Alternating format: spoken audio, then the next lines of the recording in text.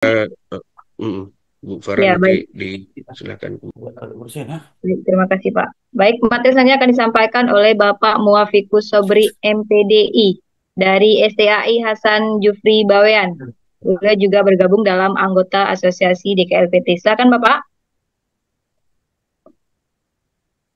Assalamualaikum warahmatullahi wabarakatuh. Waalaikumsalam warahmatullahi wabarakatuh. Bismillah, alhamdulillah. Wassalatu wassalamu ala rasulillah, Sayyidina Muhammad ibn Abdillah. Wala hawla wala quwata illa billah. Yang terhormat Bapak Ketua Asosiasi DKLPT, Pak Nanda. Kemudian Ibu Ida sebagai moderator, terima kasih atas waktunya. Dan Bapak Ibu, teman-teman, di sini saya lihat juga ada mahasiswa, ya. Kemudian Bapak Ibu dosen yang terhormat. Langsung saja saya izin untuk share materinya. Sebentar. Baik, silakan, Bapak.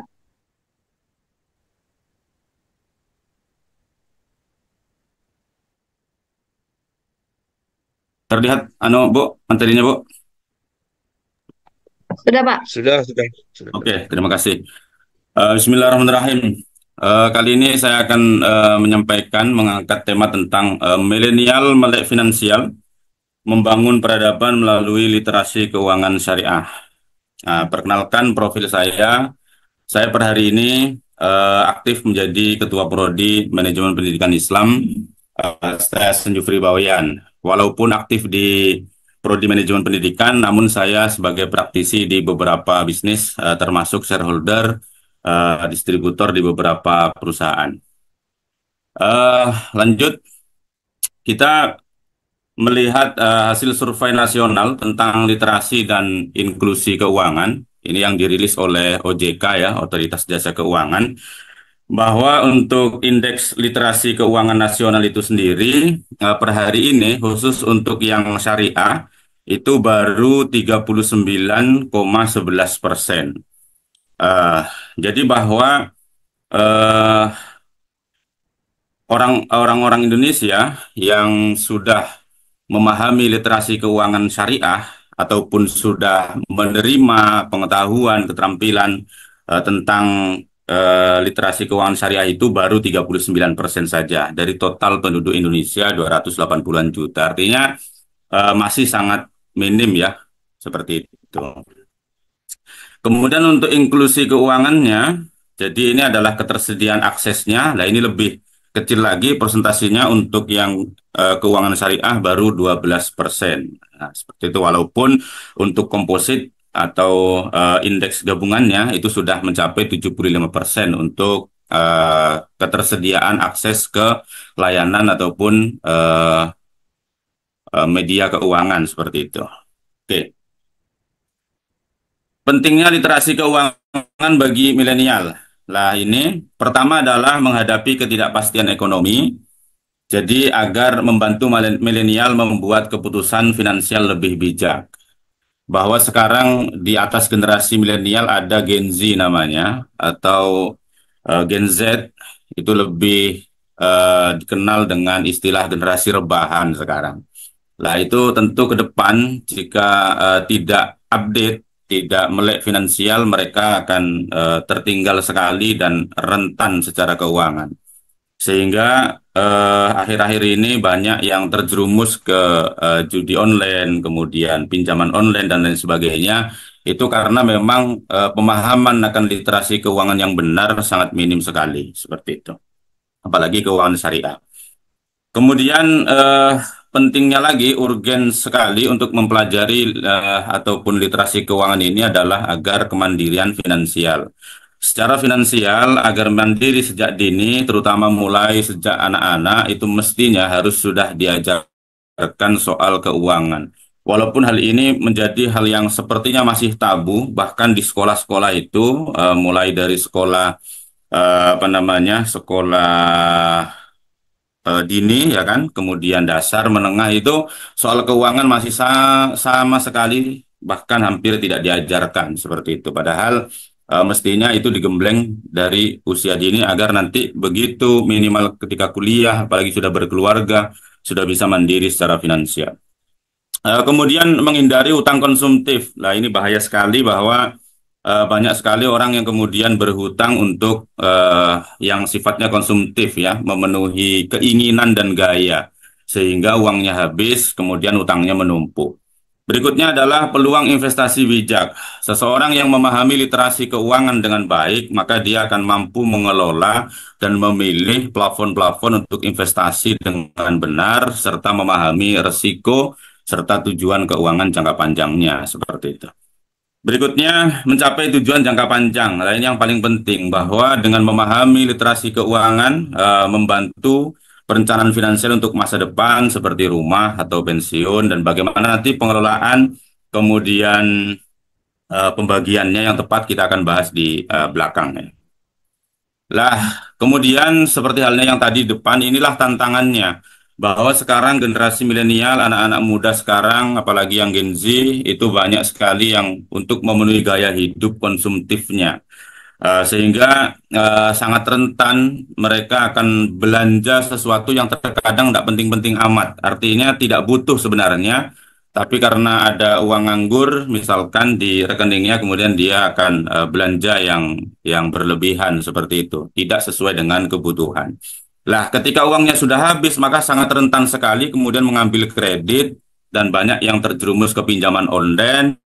Lah, kemudian ketika ingin uang cepat, banyak sekali yang terjerumus pada investasi bodong, ingin hasil cepat, ingin cepat kaya dengan tidak memahami dampaknya daripada hal-hal yang dilakukan seperti itu. Bahkan akhir-akhir kemarin banyak yang terjerumus juga pada judi online itu karena memang motivasinya tentu saja tergiur dengan keinginan untuk cepat kaya, padahal itu sangat sangat impossible.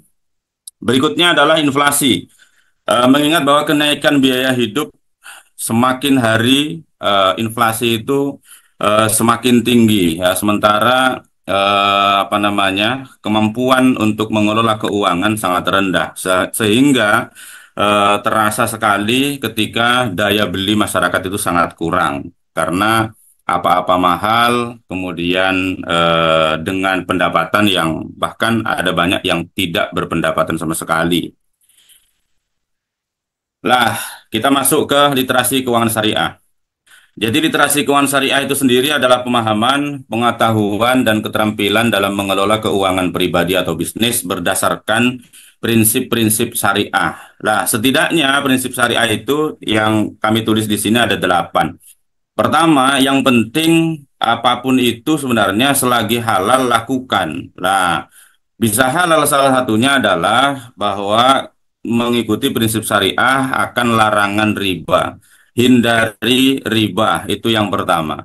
Kemudian yang kedua adalah larangan maisir atau perjudian, walaupun kemarin sempat marak ya kan. Sebenarnya saya rasa sudah tahu orang itu judi itu haram ya kan, tetapi tetap dilakukan dan itu perlunya literasi keuangan syariah yang lebih banyak lagi untuk disosialisasikan terutama di lingkungan ataupun komunitas anak-anak muda itu. Kemudian larangan horor ya, ketidakpastian eh, ini biasanya terkait dengan investasi bodong ya, dengan janji profit sekian persen tiap hari. Saya sudah buktikan sendiri dulu. Saya punya pengalaman soal itu karena di awal-awal saya mengenal dunia internet tahun 2011 itu langsung kenal dengan model-model investasi bodong seperti itu. Akhirnya ya terjerumus beberapa kali sampai 2014 itu hampir 3 tahun. Kesimpulan saya per hari ini bahwa jika ada penawaran investasi, berapapun profit yang dijanjikan per hari, jangankan 1 sampai 3%, 5% per hari, 0,01% saja, jika ada janji pasti profit, itu sudah pasti bodong, pasti scam, pasti hancur, seperti itu. Maka Alhamdulillah sejak 2014 saya terbebas dari itu semua dan sekarang mencoba mempelajari tentang investasi di saham-saham syariah yang benar dan sesuai dengan syariat Islam seperti itu. Berikutnya adalah larangan riswah. Lah ini suap menyuap. Suap menyuap inilah yang kemudian banyak menimbulkan praktek korupsi di negara kita yang tampaknya masih sangat sulit untuk diberantas. Ya, mudah-mudahan pemerintah yang baru ini bisa memberantas itu semua. Berikutnya, prinsip syariah berikutnya adalah transaksi halal. Jadi pastikan halal ya kan, agar berkah, kemudian semakin bisa mendekatkan rezeki yang kita terima itu kepada Allah Subhanahu wa taala. Berikutnya adalah memahami soal keuntungan dan risiko bersama. Ini yang kemudian ada istilah kemitraan ya, bagi hasil seperti mudharabah, musyarakah dan seterusnya. Itu dalam rangka untuk bagaimana jika ada keuntungan ataupun risiko bersama sesuai dengan persentase yang disepakati di awal. Berikutnya adalah keadilan dan transparansi. Nah ini, jadi kalau prinsip syariah tentu mengutamakan keadilan dan transparansi. Jadi tidak kucing-kucingan dalam mengelola keuangan antara misalkan pemilik dana dan yang menjalankan usahanya. Terakhir yang terkadang terlupa dan ini menimbulkan banyak korun-korun baru karena tidak mau berzakat. Padahal itu sangat berbahaya sekali. Fungsi zakat adalah membersihkan harta kekayaan yang kita miliki apabila sudah memenuhi syarat untuk berzakat seperti itu. Dan tanggung jawab sosial termasuk sedekah dan lain sebagainya. Lah, ini di antara produk-produk keuangan syariah yang kita kenal, setidaknya ada 6 ini. Pertama adalah perbankan syariah, kemudian ada investasi syariah, asuransi syariah, pembiayaan syariah, reksadana syariah, kemudian sukuk ataupun surat utang syariah. Ini mestinya dipelajari sejak dini atau di bangku-bangku sekolah sudah diperkenalkan seperti itu sehingga tidak kaget lagi, sehingga tidak akan ada banyak lagi pemuda-pemuda yang tergiur dengan model-model yang melanggar syariah, judi, gharar, riba seperti itu. Berikutnya, saya akan lebih fokus ke investasi syariah ya, yang sesuai untuk milenial. Saya kira saham syariah itu pilihan yang paling tepat karena sekarang untuk mengakses saham syariah sangat mudah sekali. Misalkan dengan mendownload aplikasi Bibit, kemudian membeli saham-saham di sana sudah ada tandanya semua, mana yang syariah, mana yang konvensional, ya kan. Diutamakan saham-saham syariah yang saat ini sudah lebih dari sekitar 570-an saham syariah bisa dipilih. Misalkan contoh salah satunya saham BSI ya, untuk Bank Syariah Indonesia itu satu tahun terakhir ini naik 90%. Wah, itu andaikan milenial kemudian membeli saham itu tahun kemarin, artinya sampai 1 tahun sekarang modal 10 jutaan sudah lumayan jadi 19 juta itu. Berikutnya adalah emas. Lah, emas juga sekarang sangat mudah sekali untuk diakses, artinya emas digital ya. Mungkin kalau beli emas 10.000 di toko emas, nah itu tidak dapat dipotong emasnya. Tapi kalau pakai yang digital sekarang beli emas 10.000, 100.000, nah itu sudah bisa seperti dengan aplikasi-aplikasi yang ada tadi itu. Berikutnya adalah properti. Properti ini yang saya maksud semua ketiganya adalah aset sebenarnya. Aset itu berarti tabungan untuk masa depan ya. Properti bisa properti tanah, apa namanya, sawah misalkan, bangunan. Nah, itu yang untuk jangka panjang atau seperti memiliki mall dan lain sebagainya, memiliki minimarket. Tapi itu modalnya tentu besar. Dan saya kira untuk milenial yang belum punya usaha sejak awal akan keberatan. Lah, ini yang paling penting bahwa ini berdasarkan saya kutip dari situs Reksadana ini ya. Jadi untuk mengatur keuangan dari pemasukan ataupun baik itu gaji, bonus atau apapun dalam setiap bulan setidaknya dibagi menjadi 4 ini. Pertama adalah 40% untuk kebutuhan. Kebutuhan itu ya kebutuhan wajib ya, misalkan membayar apa namanya tagihan-tagihan ya, tagihan listrik dan lain sebagainya, buat makan itu 40% saja.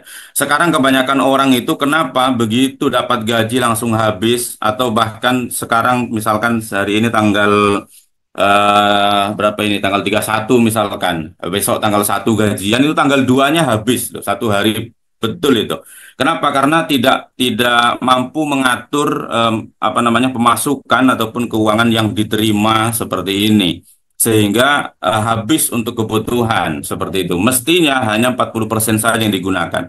Berikutnya 30% adalah untuk membayar-bayar cicilan. Barangkali masih punya cicilan, tapi pastikan bahwa cicilan ini yang dimaksud adalah cicilan untuk kegiatan produktif. Misalkan ya, cicilan rumah ya karena memang belum punya rumah, bolehlah nyicil rumah misalkan. Atau nyicil kendaraan tapi kendaraan bukan yang untuk gaya-gaya, misalkan kendaraan untuk bekerja lah itu cicilannya dibayar menggunakan 30% dari pemasukan kita. Berikutnya adalah 20% lah ini untuk masa depan, artinya untuk membeli aset ya, berinvestasi misalkan tadi beli emas ya, tabungan, properti itu ambilkan dari 20% ini untuk masa depan yang lebih sejahtera ya, seperti itu.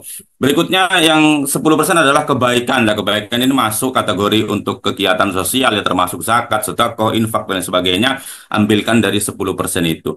Sehingga akan stabil dan keuangan itu akan baik-baik saja ketika memang mampu mengatur ya setidaknya seperti ini yang pasti ada pembagiannya tidak semua dihabiskan untuk kebutuhan makan tidak semua dihabiskan untuk foya-foya tidak semua dihabiskan untuk bulan ini saja tidak seperti itu oke berikutnya sekitar tinggal 3 slide lagi nih ya peran literasi keuangan syariah dalam membangun peradaban sesuai dengan judul tema ini.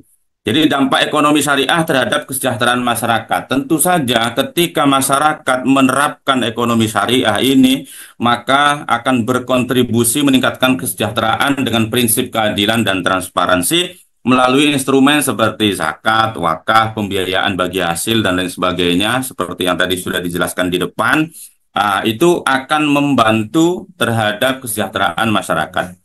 Berikutnya, bahwa literasi finansial syariah sebagai pondasi ekonomi yang adil sudah dipastikan karena memang syariah itu diajarkan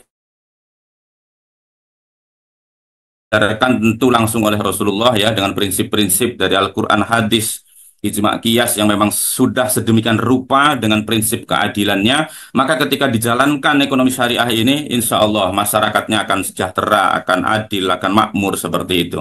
Nah, tentu dengan dilakukannya terus-menerus sosialisasi soal literasi keuangan syariah ini utamanya kepada generasi-generasi muda kita ke depan. Berikutnya, peran milenial dalam mengembangkan keuangan syariah. Pertama, agen perubahan literasi keuangan syariah. Mahasiswa ya sebenarnya tidak mesti harus mahasiswa ekonomi syariah juga. Semua mahasiswa apapun mahasiswa jurusannya, ketika sudah lulus kuliah itu nanti, ketika sudah berkeluarga, ujiannya sama, Pak, Bapak, Ibu, teman-teman mahasiswa. Ujiannya sama, sama-sama soal ekonomi itu. Kalau sudah menikah, sama ujiannya, ekonomi. Maka ketika dari awal sudah mempelajari literasi keuangan, ekonomi syariah, tentu saja tidak akan merasakan kehidupan yang sulit dan terhimpit seperti itu. Tentu dengan menjadi agen perubahan selain untuk diri sendiri, terkadang ada slogan mengentaskan kemiskinan. Itu tidak perlu ke orang lain dulu. Diri sendiri pastikan tidak menjadi salah satu dari penyumbang kemiskinan itu sendiri. Jadi kalau dirinya sudah selesai, ke keluarganya, baru kemudian ke masyarakatnya. Berikutnya adalah menjalankan usaha dengan prinsip syariah. Ya, dengan menerapkan prinsip-prinsip syariah dalam bisnis, milenial mendukung pertumbuhan keuangan syariah dan menjadi teladan dalam lingkungan sosial mereka. Misalkan, mulai dari sekarang, ramaikan itu menabung di bank-bank syariah, kemudian misalkan di BMT yang ada, kalau yang swasta ya misalkan. Nah, itu dalam rangka untuk menjalankan usaha dengan prinsip syariah itu tadi ya. Oke, baik Bapak Ibu, terima kasih. Demikian khawatir kepanjangan, kurang lebihnya dari saya. Mohon maaf yang sebesar-besarnya. Mungkin jika ada pertanyaan nanti di akhir pertemuan. Terima kasih. Wassalamualaikum warahmatullahi wabarakatuh. Waalaikumsalam warahmatullahi wabarakatuh. Warahmatullahi wabarakatuh. Baik, terima kasih kepada Bapak Muwafikus Sobri, MPDI, atas materinya itu tentang milenial melek finansial ya Pak ya. Membangun peradaban melalui literasi keuangan syariah. Oke, terima kasih Bapak. Baik, materi selanjutnya akan disampaikan oleh Bapak Haji Abdul Munim Amali MPD dari STAI Darul Falah Bandung Barat. Silakan Bapak. Ya, baik. Izin untuk share screen. Ya, silakan Bapak.